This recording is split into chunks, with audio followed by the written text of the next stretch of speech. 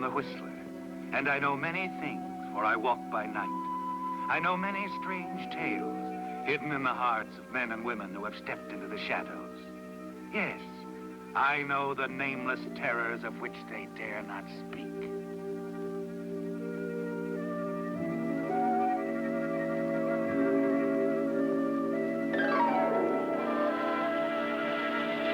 Medbury Street is in the middle of the city, yet it's very quiet there. And perhaps the quiet is due to the nature of the neighborhood, with its row of small, unimposing shops. Among them is the bookstore belonging to Henry Pettigrew. Henry is a quiet man, with a few old friends, such as Police Lieutenant Thorpe. And Henry is a man with a hobby. Cosmic establishes here why habitual killers frequently operate in a fixed pattern, so that they will have a connection of a sort with reality. You know, Henry, in my job, I have to spend most of my time catching criminals instead of theorizing about them. Now, look, what's in your mind? What are you building up to? All right. All right, I'll tell you. I was afraid you'd laugh at me. Now, have I ever, Henry? Look. These newspaper clippings. See what they are? Yes. We've got all the stories on deaths in the city for weeks. 1 month, to be exact. I'm not interested in all these clippings. What do you mean by that? Just these 6. I find them most unusual. Very unusual. An unsolved murder, 2 accidental deaths, a suicide, a disappearance, a hit and run. What's so very unusual about these? A map of the city, Lieutenant. As you know, all the streets in this area are in alphabetical order. Yes, go on. What's that got to do with these clippings? Well, notice when these deaths took place. The first took place on Ashton Street. The next death took place on Carl Street. The next on Elm. Then Gordon, Iris, Kirby. Don't you see? 6 deaths, 1 on every other street. And all in alphabetical order, A, C, E, G, and so on, huh? So what I've been thinking is, and I must admit, very seriously, is that perhaps this is an established pattern. Pattern? Well, you don't mean a pattern for death, Henry. Exactly, Lieutenant. If I'm correct, if this is a pattern in progress, then the very next street in order is M. M. M. Medbury. So that's it. So that's it, your own street. I can see why you're concerned. I knew you'd laugh at me. I'm sorry, Henry, but there are a lot of crimes in the city. In every city. Why, those are only a few of them. You know, with the sort of patience you've shown, you could apply a kind of a pattern or a mathematical design to almost any group of them. I know that. I can only repeat what Cosmic said. I know what Cosmic says. Are you suggesting this is all the work of one man? Why not? It wouldn't be the first time that a killer has worked according to a pattern. But, Henry, a lot of those stories you're talking about were accidents and suicides. I wonder, Lieutenant. Now you're beginning to worry me. I'm just trying to help. Sure, and thanks. Well, I've got to be going. I'll see you soon, Henry. And don't forget, M. Medbury Street. You better watch yourself, right? He's amused, isn't he, Henry? You expected him to be. But you're pleased, proud of the little plan you've worked out. And you know you've impressed Lieutenant Thorpe in spite of his amusement.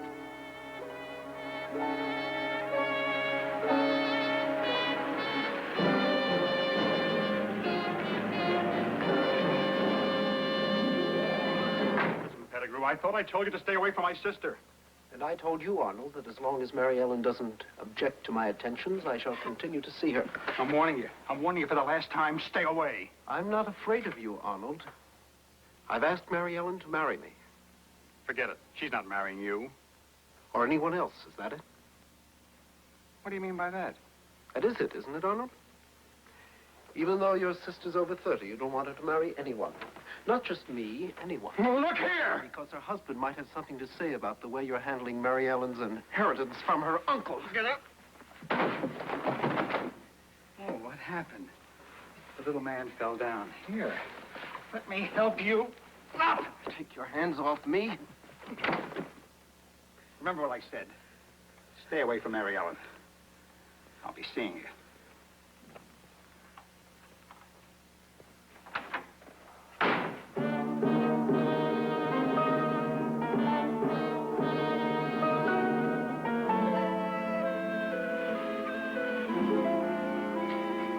You know, I don't know what I'd do without this little park.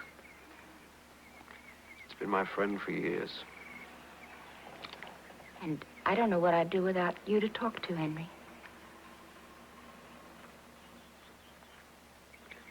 How have things been? Still the same? Worse, I'm afraid.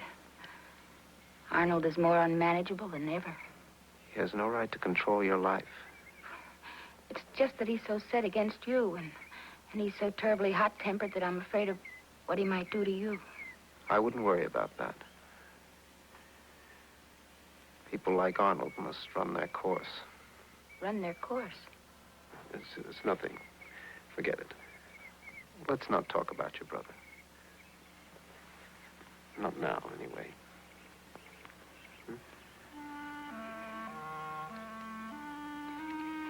Henry. Yes? Oh, Henry, there's something I meant to ask you. Well, one of the neighbors mentioned it, about this theory you have. Theory? Well, the pattern you worked out. Oh, that. My pattern for death. The lieutenant likes to call it.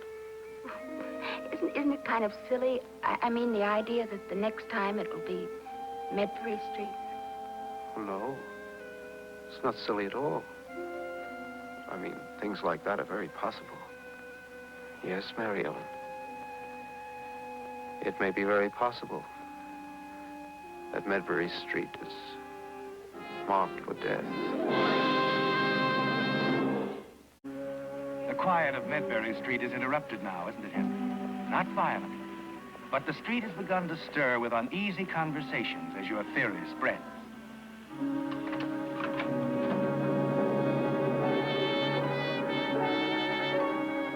Yes, there's a definite feeling of tension in the air as your theory takes hold. Your idea that something's going to happen. It's working perfectly, isn't it? Just as you knew it would when you first thought of the pattern for murder. The perfect cover-up. Henry. Henry, why didn't you tell me yesterday? Tell you what? Well, last night Arnold told me that he'd been over here and... Well, I just didn't want to worry you, Mary Ellen. But he said that he'd hit you. He boasted about it. I could have killed him. Please, let's forget it. No, Henry, not this time. I'm not going to forget about it. I'm going to have it out with him once and for all. But listen, he'll just get more excited and... But Arnold can't go on ruining our lives. I'll find some way to stop him. I don't like you to talk like this. I don't want anything to happen to you, dear. But Henry, nothing will.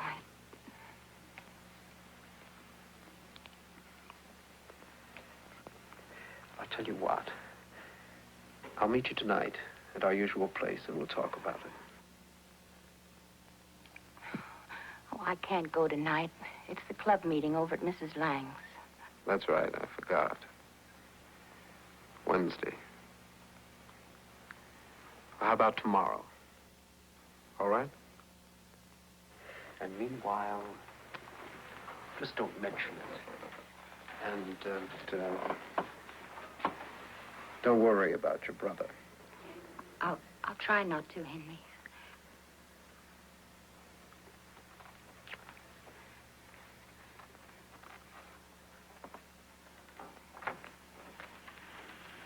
Bye.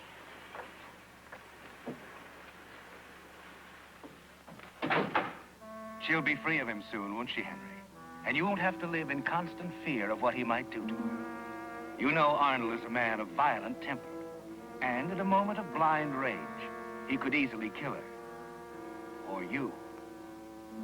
Tonight, with Mary Ellen away at her club meeting, Arnold will be alone in the house. Yes, Henry, you're certain the time is right for your pattern of death.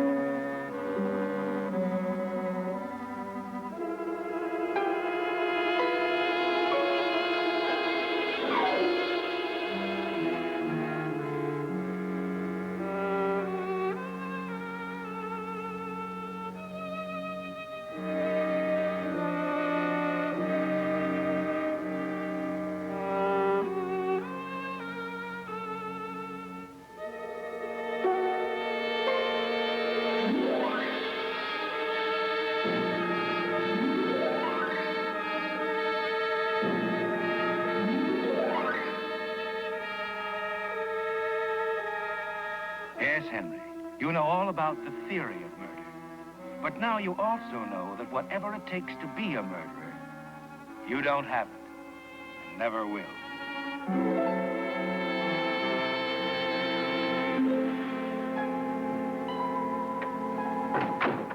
Morning, Henry. Oh, good morning, Lieutenant. Well, Henry, I guess I came to apologize. Apologize? For laughing at your idea about the pattern. You heard what happened?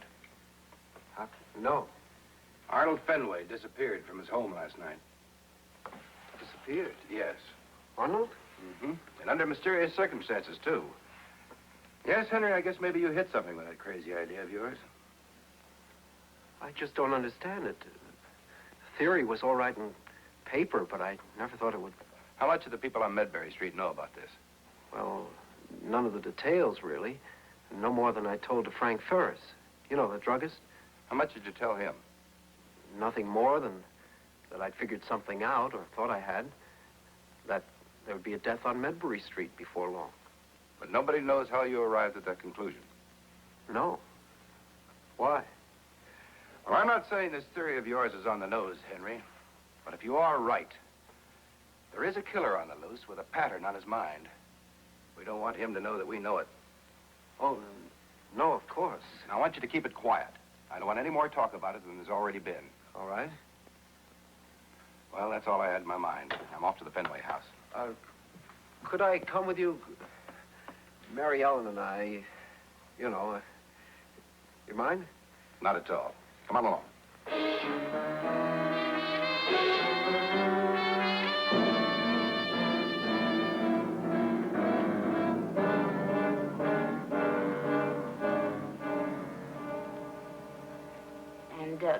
It was around 11 o'clock last night when I came home.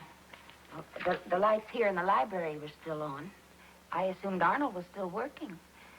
I didn't want to disturb him, so I went directly up to my room. Miss Fenway, there's evidence of quite a struggle in this room. Are you sure you didn't hear anything at all last night? No, not a thing. Mm-hmm. You say you got home at 11 o'clock last night. Yes. What time did you leave earlier?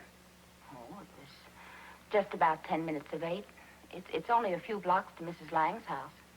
The club meets at her house every Wednesday. You went to a club meeting then? Yes. Now, Miss Fenway, did your brother have any enemies that you can think of? Why, Arnold was hot-tempered. I guess everybody knew that. But I can't think of anyone that would resent that enough to...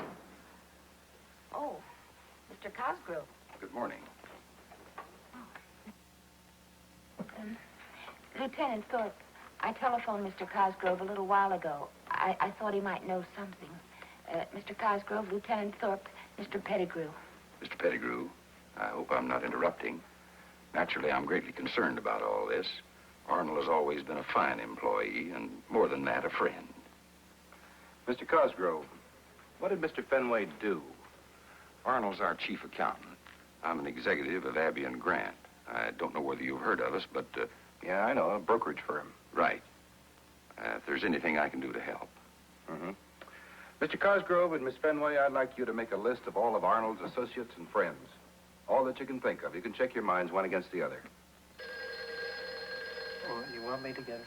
Oh, will you please?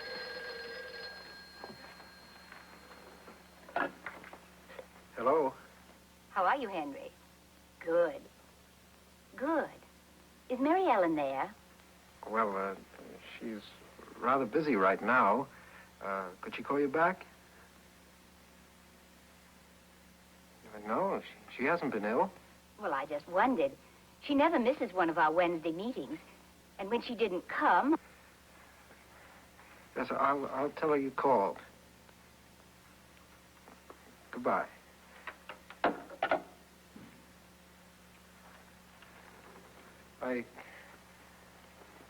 I'm going out for some air.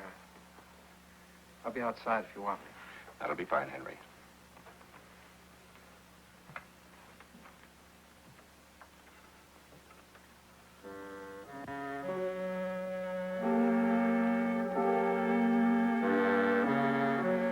Mary Ellen deliberately lied to the police, didn't she, Henry? Told them she'd been at Mrs. Lang's house for the Wednesday meeting. Yes, she lied. And you're afraid you know the reason why.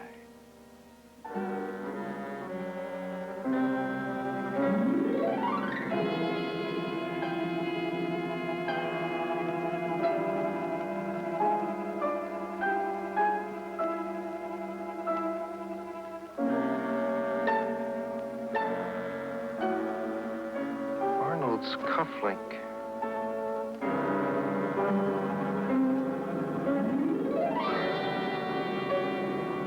Find something, Mr. Pettigrew? Oh, no. I was just looking around. Well, I told the lieutenant all I could think of, but I'm afraid it's not much help. I certainly hope this terrible thing can be cleared up. See you later.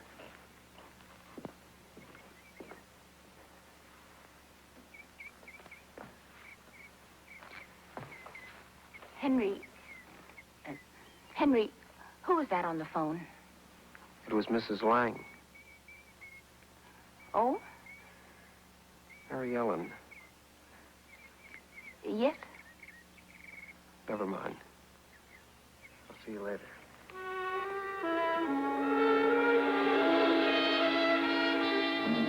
Finding the cufflink makes it all terribly certain in your mind, doesn't it, Henry? And even more, Mary Ellen had every reason to drive her toward her grim action. Her decision that the only way to live her own life was to take another. But as sure as you are, you must still talk to her and make certain. Why did you tell him you were at Mrs. Lang's? I don't know, Henry. Well, where did you go? Arnold and I, we had a quarrel, and then I went out. Well, I started for Mrs. Lang's, but I was just so upset I couldn't go to the meeting. I just walked, trying to think. Well, where did you walk? I can't remember all the places, Henry. Finally, I decided what I had to do. I came back here, and I told Arnold that I couldn't put up with his interference any longer. He hit me. Mary Ellen. I was so confused and angry. I don't remember what happened.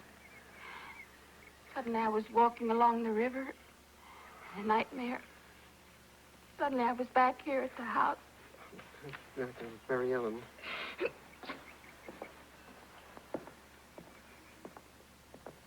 There's no answer around front, so I thought I'd come around here. I happened to be in the neighborhood, just wondered if there'd been any word about Arnold. No word at all. I see. Well, these things take time, I suppose. I'm sure the police are doing all they can. We were just going inside, Mr. Cosgrove. Will you join us? Well, I think that'd be... Don't bother Mary Ellen. You should rest. Mr. Cosgrove and I will be running along. Of course. Mr. Pettigrew's right. Well, I'll stop by tomorrow. all right. Goodbye, Miss Finway. As you listen to Cosgrove's small talk, you're certain there's something more important on his mind, aren't you, Henry? You're sure he overheard your conversation with Mary Ellen on the terrace about her quarrel with Arnold the night he disappeared and that he'd struck her. But Mr. Pettigrew, Yes? about Arnold. The two of you never hit it off very well, did you? Oh, I don't know. He's told me all about it, his objections to you. Arnold didn't get along with his sister either. What are you driving at? Arnold Finway is a friend of mine. I'll do everything within my power to find out what's happened to him. I understand that. Now, if you or his sister know anything about his disappearance, Are you insinuating that Mary Ellen had anything to do with it? I think she knows more than she cares to tell. So do you, and if you're trying to shield her... That's ridiculous. Is it? I wonder if the police would think so. Goodbye, Mr. Pettigrew.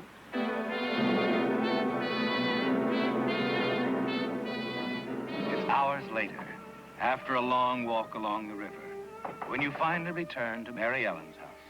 You've got to talk with her. Mary Ellen! She isn't home, Henry. What? Mary Ellen went out a few minutes ago. Oh.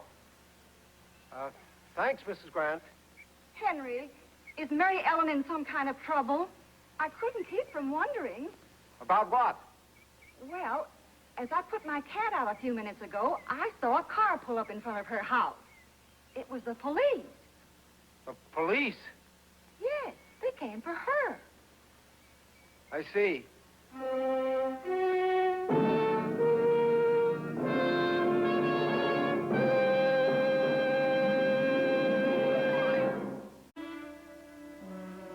It's all over, isn't it, Henry? The police have taken Mary Ellen away. There's no doubt in your own mind either, is there? You're sure she's responsible for Arnold's disappearance. And you wonder what will happen to her. Hello, Henry. Well, Henry, I have some news for you. We found Arnold. What? Cosgrove told us the whole story a little while ago. Arnold tried to double-cross him and skip town. Skip town? With the company's money. He had it buried in a rose bed. Dug it up the night of his so-called disappearance. The cufflink. He decided to use your idea to cover up his getaway. When he found out that Medbury Street was scheduled for the next crime, he decided to be it. And he staged the whole thing. A phony disappearance. And he's alive. Well, he wouldn't have been very long if it hadn't been for your alphabetical street idea. I don't understand. I admit I didn't take your idea seriously at first, Henry. But after Arnold's disappearance, I began to wonder. I decided to cover the next street just in case. The next street. Medbury, Norton, Olive. That's right, Olive. We covered it from one end to the other. 2 hours ago, at the Olive Street bus terminal, we picked up Arnold with $20,000 of embezzled money on him. And Cosgrove kept saying that he was his friend. Arnold tried to double-cross him and skip town, but he wouldn't have made it. Cosgrove was right behind him with a loaded .38 in his pocket. Well, that about winds it up. Oh, incidentally, I've got a message for you. We brought Mary Ellen in to tell her about Arnold, but she's home safe now. And she told me to tell you if you had time. Oh, thanks. Well, Henry, you gave us a big lift on this one. I'd say you were quite a detective.